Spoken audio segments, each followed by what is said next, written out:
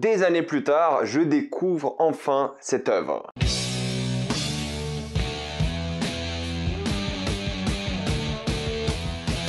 The Last of Us partie 1. Ah bah oui, il faut que je me prépare pour la série, tout de même. Contrairement d'habitude, je ne vais faire que spoiler dans cette vidéo car je pars du principe que vous avez tous fait le jeu il y a 10 ans déjà, donc je me permets de spoiler. J'avais jamais fait The Last of Us car tout simplement j'avais jamais eu de console PlayStation depuis la PlayStation 2, là j'ai acheté une PS5 et je me suis enfin procuré The Last of Us le remake. J'avais acheté le remaster à l'époque mais bon entre temps est sorti le remake, je me suis dit je vais faire le remake et j'ai revendu le remaster et je l'ai enfin fait, voilà. Le premier, j'ai pas encore fait le deuxième, je vais le commencer bientôt, normalement avant la sortie d'un autre jeu qui sort cette année, un gros jeu, et je vais en parler je pense sur la chaîne aussi. Alors on va parler des choses directement par rapport au jeu, c'est que j'aime ce jeu, genre beaucoup, mais il y a pour moi quand même pas mal de problèmes. Déjà la scène d'introduction est absolument exceptionnelle, tu changes de point de vue entre la fille de Joel,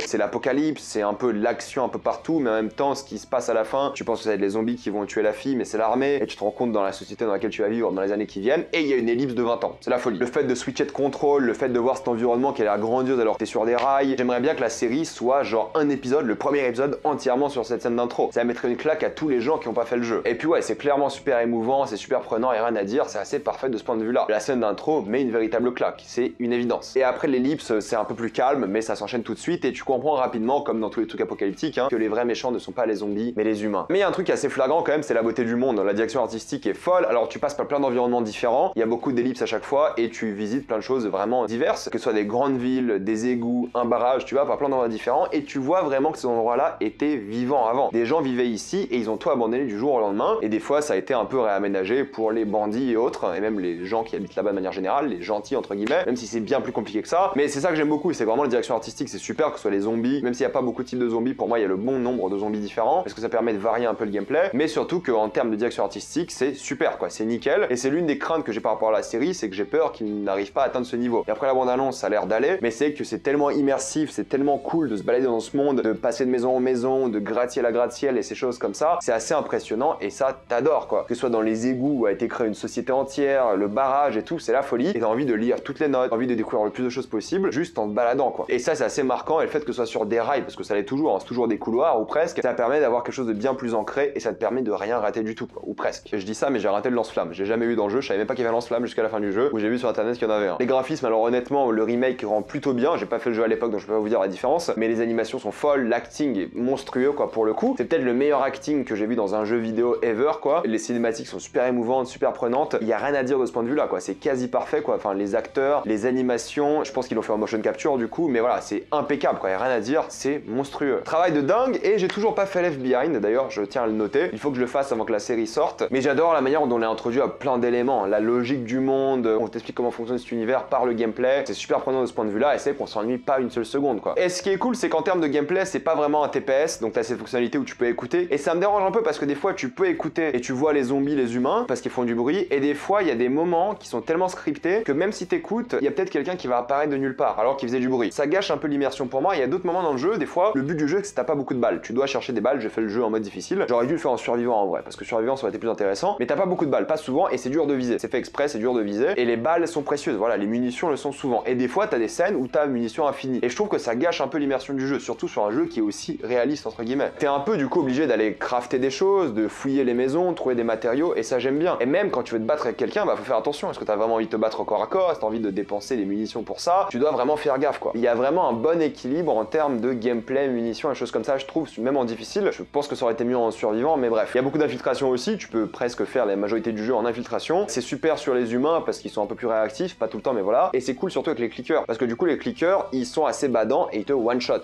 presque, ça dépend, tu peux avoir des items qui t'empêchent de te faire one-shot, mais ils te one-shot et du coup chaque moment avec les clickers sont fous parce que déjà si tu fais du bruit tu te fais repérer, et en plus ils ont leur éco-géocalisation qui permet de te voir entre guillemets. Et ça c'est assez badant parce que dès que t'as des scènes avec des clickers, bah t'es un peu stressé, il y a une vraie tension, tu sais pas est-ce que tu dois jeter des briques, est-ce que tu vas les affronter, enfin vraiment une vraie question qui se pose. D'habitude quand je joue en infiltration dans des jeux et je me fais cramer, j'ai envie de re-sauvegarder et reviens en arrière. Mais là c'est vrai que lorsque je me faisais cramer, j'assumais, voilà, je me fais cramer, j'essaie de courir, j'essaie de me battre et ça j'aimais beaucoup. C'est un jeu qui excuse pour moi l'erreur, sauf si t'as vraiment mal géré ta run et t'as pas beaucoup de munitions et des choses comme ça. Mais tu peux t'en sortir sortir même en faisant quelques bêtises et ça je trouve que c'est bien, c'est pas ultra punitif. Moi ce qui me saoule un peu c'est les animations sur les armes, elles sont trop longues, genre t'améliores ton arme, ça prend des plombes, première fois je trouve ça cool, deuxième, troisième, quatrième fois ça me saoulait. J'aime beaucoup les notes que tu trouves dans la nature, lire un peu ce qui s'est passé dans ce monde, ça c'est top, et je les lisais à chaque fois, c'était génial, je les cherchais même activement pour en savoir plus sur le monde, et j'adore le stress quand t'es en train d'exécuter quelqu'un silencieusement, c'est pour ça que le couteau est pratique, ça te permet d'exécuter quelqu'un et d'enlever un peu de stress. Et puis je trouve que les améliorations d'armes servent pas à grand chose au final. C'est sympa mais bon en vrai tu vois pas toujours la différence, ça aide hein, mais bon honnêtement tu pouvais faire sans. Et les puzzles sont toujours tous les mêmes, ça c'est un peu décevant, alors je sais que c'est pas un jeu de puzzle, hein, mais ils auraient peut-être dû avoir un peu plus d'originalité concernant les puzzles, là c'est toujours de la physique, une planche en bois et puis c'est plié quoi. Mais ce qui est fort c'est l'ambiance quoi, voir les vestiges du passé, c'est l'ambiance glauque, c'est à quel point c'est pesant, c'est opprimant et le plus important évidemment ce sont les personnages, la relation entre Joel et Ellie qui est le cœur du jeu évidemment, qui est assez génial au final, parce qu'au début je me suis dit bon c'est une relation classique, c'est Joel qui veut pas vraiment s'occuper d'Ellie mais il sera obligé, ils s'entendent pas bien puis au fur et à mesure ils s'entendent de mieux en mieux, mais c'est un peu plus sombre que ça au final parce que Joel il fait quand même des dingueries dans le jeu, il est prêt à aller sauver Ellie quoi qu'il arrive, donc ça veut dire tuer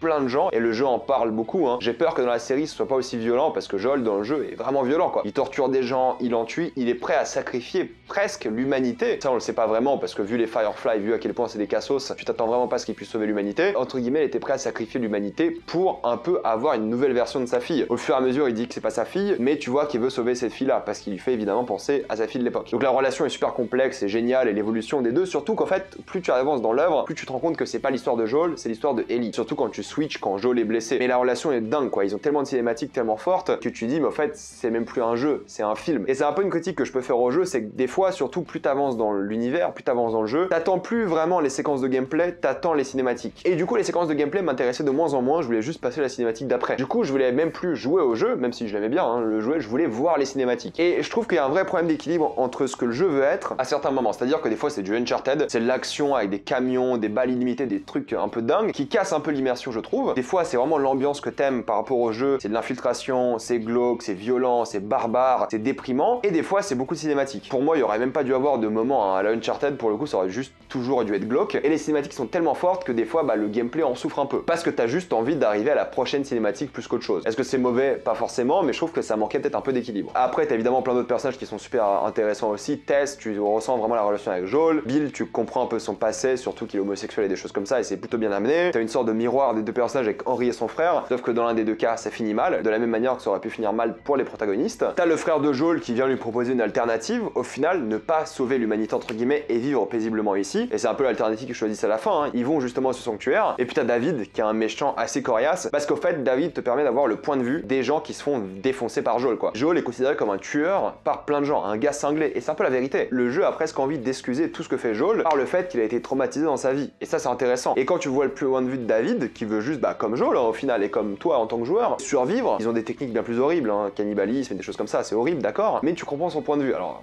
tu l'acceptes pas et c'est n'importe quoi, hein. Joel il torture pour des raisons nobles, eux ils charcutent des gens, c'est n'importe quoi, mais David est un vrai antagoniste parce que d'un côté tu comprends que Joel pour lui est un antagoniste aussi, donc pour moi c'est un super antagoniste. Le combat contre lui est plutôt bien foutu parce que tu dois t'adapter à la manière dont tu le combats, et ce qui est cool c'est que c'est pas Joel qui vient sauver Ellie dans le combat à la fin, c'est Ellie qui s'en charge, et ça pour moi c'est hyper important parce que lorsque tu switches par rapport au point de vue de Ellie, pour moi le jeu devient complètement différent, et je sais que dans le deuxième jeu c'est Ellie que t'interprètes et j'ai trop hâte d'y jouer parce que pour moi c'était peut-être le moment le plus fort du jeu quand tu jouais Ellie. Puis t'as cette musique avec ces notes de guitare qui sont devenues cultes, qui sont exceptionnelles pour le coup, vraiment j'adore. Je me suis mis la playlist juste après, c'est l'une des ambiances musicales les plus mémorables que j'ai entendues dans un jeu vidéo. Il y a des vrais moments de légèreté, surtout entre les deux personnages principaux, t'as des vrais moments d'humanité qui sont essentiels dans un monde comme ça, hein. Si t'as jamais de légèreté, jamais d'humanité, t'arrives pas à prendre ton monde au sérieux. S'il y a que de la déprime, t'as rien à sauver. Mais au fait dans le jeu, le but c'est de sauver ces moments de légèreté, c'est sauver le bonheur, c'est pour ça que tu te bats au fait, et ça le jeu le fait bien. J'aurais peut-être aimé que le jeu soit un peu plus horrifique, honnêtement, j'aurais aimé avoir un peu plus peur, avoir un peu plus de stress, j'aurais aimé que le jeu assume le côté horrifique. Je comprends que c'est un jeu entre guillemets d'action, hein, mais j'aurais aimé que le jeu assume l'horreur plus qu'autre chose. Parce que t'as de la tension, mais t'as pas souvent l'horreur, ce qui est un peu différent pour moi. J'avais jamais peur, j'étais stressé, mais pas peur, c'est un peu différent. Évidemment, la grosse inspiration en termes de cinéma, c'est The Road, qui est un peu une histoire similaire, et puis globalement, le jeu est quand même assez déprimant, je trouve. Parce que justement, il est loin d'être manichéen par rapport à ce personnage de Joel. On le voit avec la scène d'intro, on le voit avec le suicide de Henry, on le voit avec cette fameuse scène qui est folle où il lui dit You don't know what loss is, qui est juste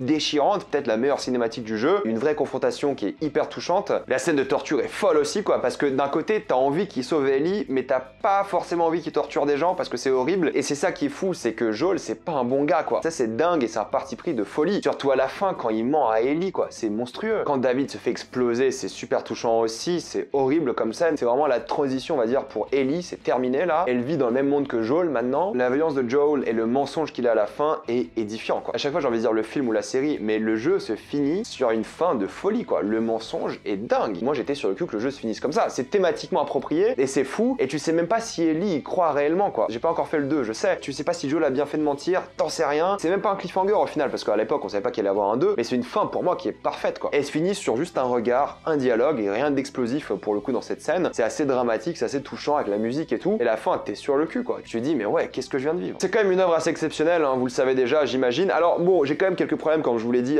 par rapport au gameplay, par rapport à certaines scènes qui gâchent un peu l'immersion. Du coup pour moi c'est pas vraiment un 10 sur 10, c'est genre un 9,5 sur 10 si je devais donner une note, parce qu'il aurait pu être un peu plus perfectionné. Je comprends que Naughty Dog sortait d'Uncharted et tout, ils avaient un peu l'habitude. Pour moi voilà, ça gâche un peu l'immersion à certains moments, il y a quelques petits trucs un peu embêtants, c'est quasi parfait pour moi quoi, dans le genre ce que c'est. J'avais donné 10 sur 10 à Uncharted 4 parce que dans le genre que c'était parfait, ils avaient compris leurs erreurs aussi. J'ai hâte de jouer aux deux, voir si ça va mériter un 10 sur 10, mais là pour le coup ouais, c'est quasi parfait, c'est assez fou. Peut-être j'aurais donné 10 sur 10 en 2013, peut-être, mais là ça reste quand même l'une des expériences jeux vidéo les plus mémorables de ma vie, et une véritable claque quoi. Franchement, c'est époustouflant. Le jeu mérite clairement toutes les accolades qu'il a reçues. Je vais m'arrêter là, mettez-moi dans les commentaires ce que vous pensez de Last of Us partie 1, tout ça dans les commentaires. Comme d'habitude, pensez à vous abonner à la chaîne et à la chaîne principale évidemment. Mettez un j'aime, ça aide beaucoup cette chaîne. Suivez-moi sur tous mes réseaux, et moi je vous dis à la prochaine fois. Salut à tous.